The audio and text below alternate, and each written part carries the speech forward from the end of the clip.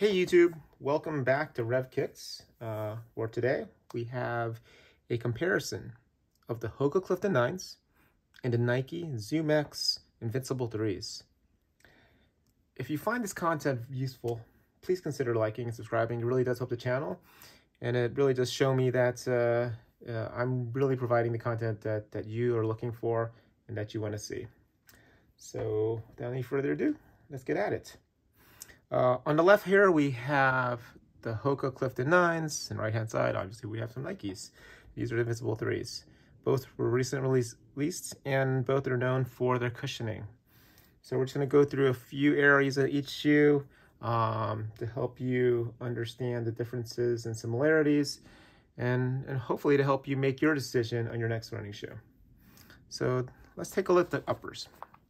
So on the Hokas, we have a meshed upper, really soft material, somewhat flexible and pliable. Does stretch a bit, does flex nicely.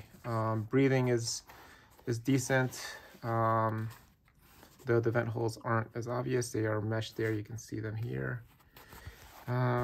Compared to the Nike Invincible 3s, this has a more rigid upper.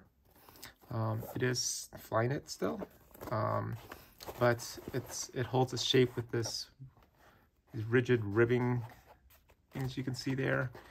The flex isn't as much there, and when you fold it, you might feel some of these folds just because it is more rigid material.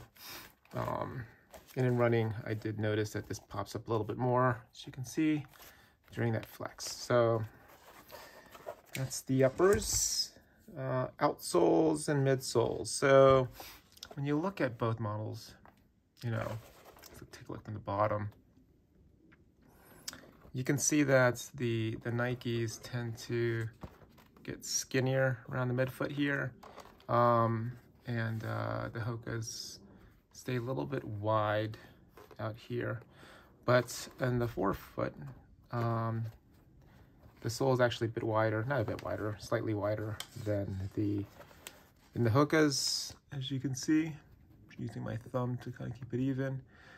Not that I felt any instability really with the Hokas, but I imagine those that need more stability and support this would provide it better on the Nike Invincible 3s.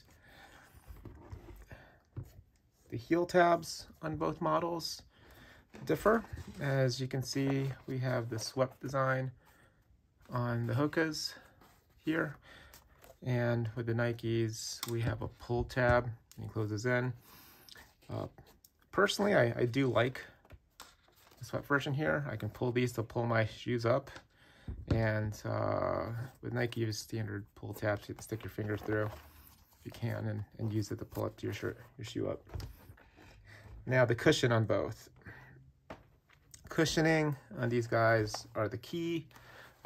Both very soft. I would say, in my opinion, the Nike felt softer, mainly because I guess if I during a heel strike, you felt it really pronounced with all this cushion here, as you can see. But I felt that the Hokas had a more of a rocker design to back to front. So made mid-striking feel really soft on the Hokas compared to the Nikes. Again, both soft. If you're a heel striker, then you'll definitely really like the Nikes because that just absorbs all of that shock. And with the Hokas, it felt really good mid-striking if that's your style.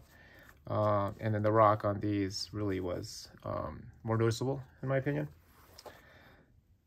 Other than that, both fit-wise, the Hokas fit narrow for me.